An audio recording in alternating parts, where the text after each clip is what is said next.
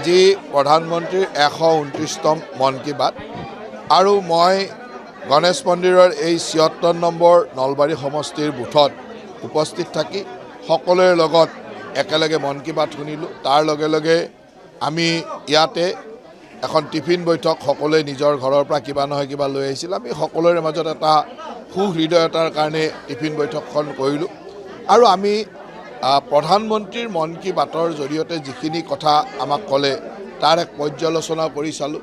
তাৰ লগে লগে যেতিয়া বুথত আহোঁ বিভিন্ন ধৰণৰ অভাৱ অভিযোগ বা বিভিন্ন ধৰণৰ আশা আকাংক্ষা ৰাইজৰ থাকে, এই কথাবিলাকৰ লগতো সংযোগ হোৱাৰ চেষ্টা কৰোঁ।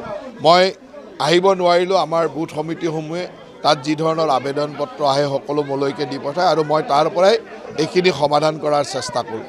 নলবাৰীবাসী ৰাইজৰ মৰমে সদায় মোক আনন্দিত কৰে আৰু মই আশা ৰাখোঁ যে এই মৰম নলবাৰীবাসীৰ ৰাইজে সদায় ৰাখিব, যাতে নলবাৰীৰ বিকাশ উন্নয়ন আৰু নলবাৰী সমষ্টিৰ খিলঞ্জীয়া লোকসকলৰ সুৰক্ষাৰ কাৰণে সদায় কাম কৰি যাব পাৰোঁ।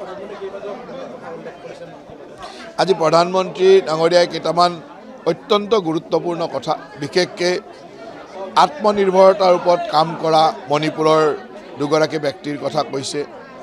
আমাৰ বিভিন্ন ধৰণৰ ঔষধ ইত্যাদি ব্যৱহাৰ কৰোঁতে ডক্তৰৰ পৰামৰ্শবিহীনভাৱে ব্যৱহাৰ কৰা এণ্টিবায়'টিক ইত্যাদি কেনেধৰণে ক্ষতি কৰে, এই কথাবিলাক অত্যন্ত গুৰুত্ব সহকাৰে কৈছে। মই ভাবোঁ যে এই কথাবিলাকে সৰ্বসাধাৰণ ৰাইজৰ বহুত উপকাৰ কৰে আৰু এইকাৰণে প্ৰধানমন্ত্ৰীৰ মন কী বাত সদায় এক অনন্য অনুষ্ঠান। এই অনন্য অনুষ্ঠান আমাৰ প্ৰত্যেকে শুনে। নলবাৰী সমষ্টিত প্ৰতিটো মন কী বাততে অতি কমেও ৩০-৩৫ হাজাৰ মানুহে মন কী বাত শুনে। প্ৰতিটো বুথত এনেকৈ ১৫০, ২০০, ৩০০ আৰু 269 বুথত সদায় ১৫০, ২০০, ৩০০কৈ কৰিলে প্ৰায় ৩০-৪০ হাজাৰ মানুহে প্ৰতিটো মন কী বাতে শুনে আৰু ইয়াৰ পৰা আমাৰ যথেষ্ট উপকাৰ হয়, যথেষ্ট নতুন কথা জানিব পাৰোঁ।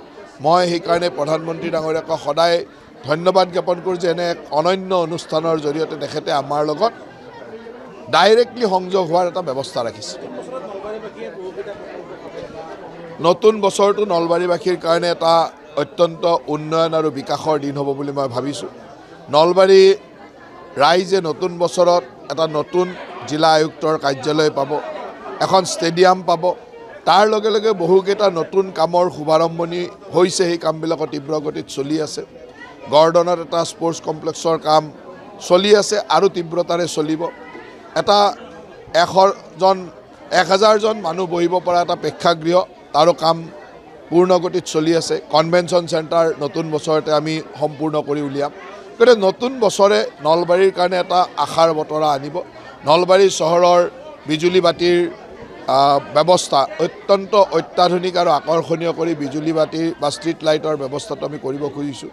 ঠিক তেনেদৰে গাঁৱে ভূঞেও বিভিন্ন ৰাস্তা ঘাটৰ কাম আমি কৰিছোঁ। অসমমালাৰ ৰাস্তা বা বিভিন্ন স্কিমৰ ৰাস্তা ইত্যাদি কৰি আছোঁ।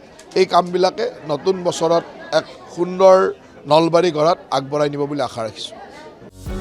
যিকোনো খবৰৰ বাবে যোগাযোগ কৰক আমাৰ এই নম্বৰত 9181 307 221।